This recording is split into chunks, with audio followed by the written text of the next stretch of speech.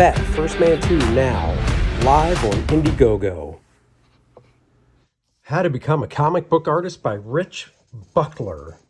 Rich Buckler is an artist that got his start in the 70s. He created Deathlock.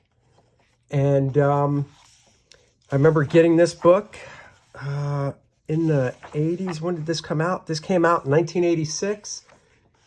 So I must have got it somewhere around then when it came out. And Rich was known for being kind of a chameleon. He did, at DC, he did mostly a Neil Adams type style. And at Marvel, he did kind of that. He also did some Jack Kirby type stuff.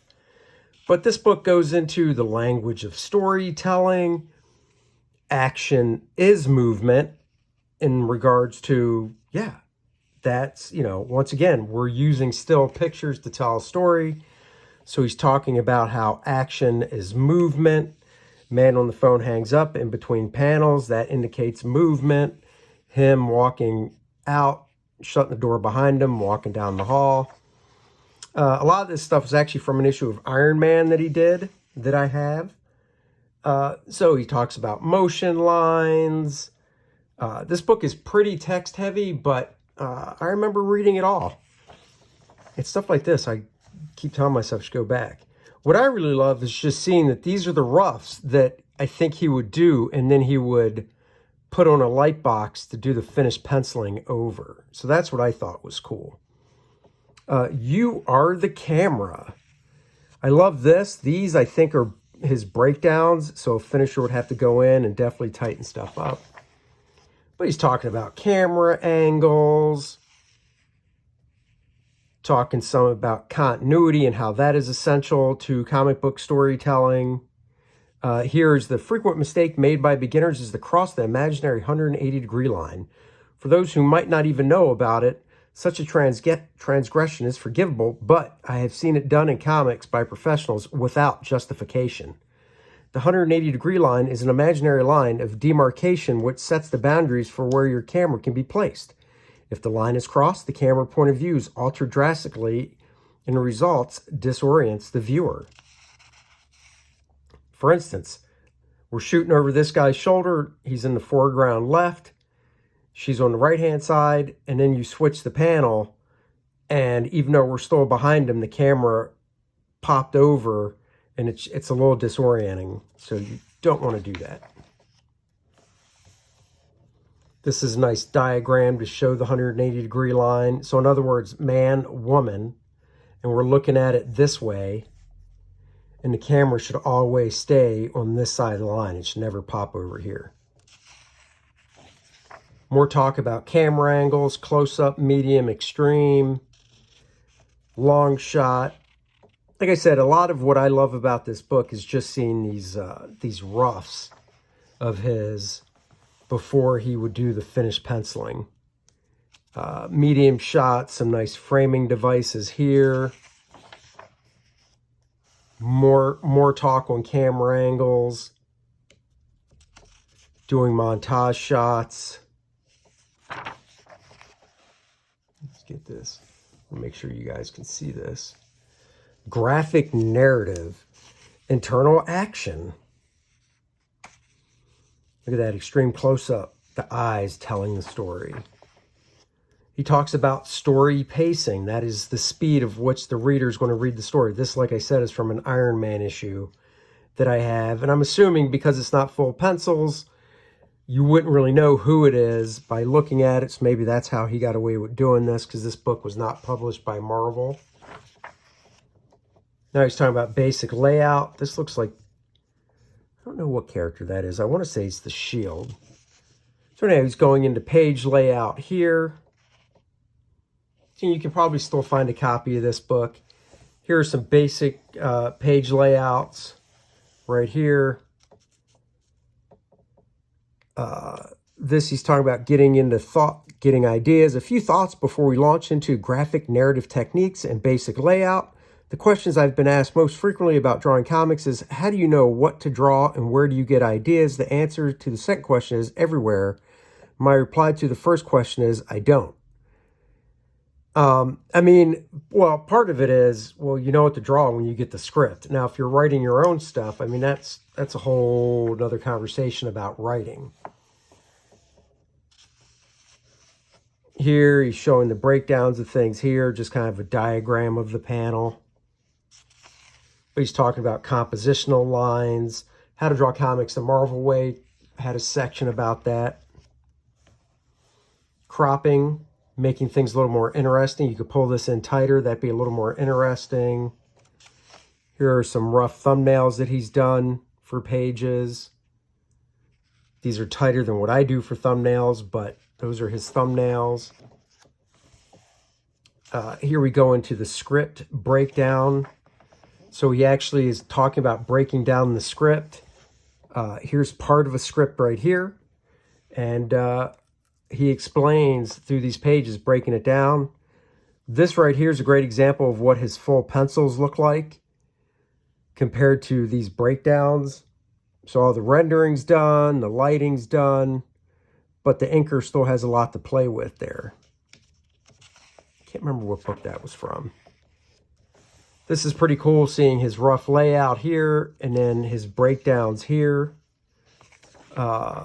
Unfortunately, no full pencils. From story plot to finished page. So here we have the page one. The panel borders have a ripple effect, indicating that this is a flashback.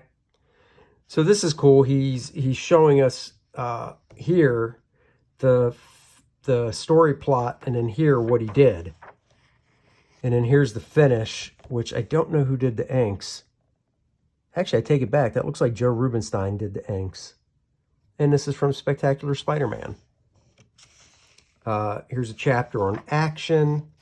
The politics of motion. My God, there are politics in everything these days.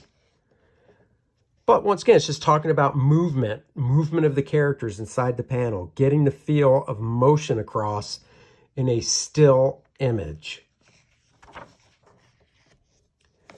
Breaking down the script again. Here he's talking about how to use props. Props are anything that a character might be holding or important things inside a room. Chapter 7 is about character acting. First part is motion and emotion. So here's his rough sketch. And then here he's breaking it down tighter. Talking about performances from the characters.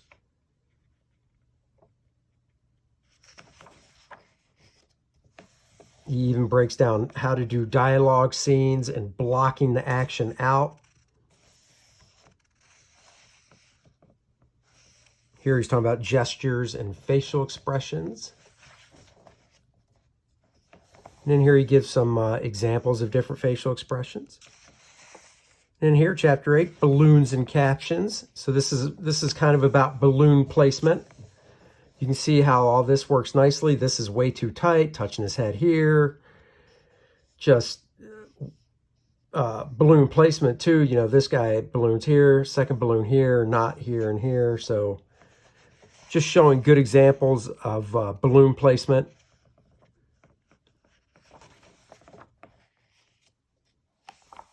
Talking about different things about like thoughts and whispers. I remember reading this as a kid and really learning a lot about composing panels that are interesting looking, however, leaving enough room for word balloons. Little chapter on special effects, using light and shadow for special effects. Visual punches with burst lines. Of course, here he's calling them force lines, burst lines, same thing. Boom, just showing the power using special effects for explosions and such. Here, this is really dramatic with burst lines and just like the split lighting on this guy's face. It adds dramatics. He's talking about in the layout, the use of diagonal compositional lines. Remember, diagonals that aren't aligned with the panel borders make things more interesting to look at. And in drawing the heroic figure, he doesn't go too much into drawing the heroic figure, and this is definitely old school. Realistic back, super back. I mean, you know, I've got my own thoughts on this. My drawing book definitely goes into a little more detail on this. I mean, realistic chest, super chest. I mean, I wouldn't call that a super chest. This is definitely from the 80s and definitely from, you know, Rich Buckler learning and coming up into business in the 70s. You know, I wouldn't call any of this stuff necessarily super. I mean, normal, super. Yeah, not really. To me, these, yeah, I would exaggerate a little bit more. I think there should be a third step to this, like step 1, step 2, and then a really buffed out dude. Same with the arms. I mean, same with the legs as well. Different types of inking techniques here, and he labeled each one with the tools he used. Some more rendering here, pencil and ink technique. You know, he goes in over here describing what he did. And then there's a glossary. Not a very thick book. Let's see, that's page 76, 77, 78. 78-page book, ending with a shot of Mr. Buckler at his table. This came out from Salson. This book was $7.95 when it came out. So, like I said, I love collecting how-to books, and I keep basically every book I bought as a kid, I still have, and others, which we will explore later. Take care, guys. And remember, back, First Man 2 Learning Curve on Indiegogo. Luke Henry, after kicking Monarch's ass to the depths of space, is back on Earth, and now he's looking to save the world from the Fourth World Foundation. Sure, he had help from Penumbra before, but she's not helping him this time. He's got to face it on his own. He's coming for a villain known as Adonis. He'll do it. You'll be there. Back it now. First Man 2 Learning Curve.